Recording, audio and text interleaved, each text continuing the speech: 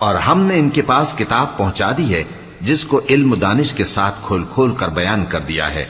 اور وہ مومن لوگوں کے لیے ہدایت اور رحمت ہے۔ کیا یہ لوگ اس کے مضمون ظاہر ہونے کے منتظر ہیں؟ جس دن اس کا مضمون ظاہر ہو جائے گا تو جو لوگ اس کو پہلے سے بھولے ہوئے ہوں گے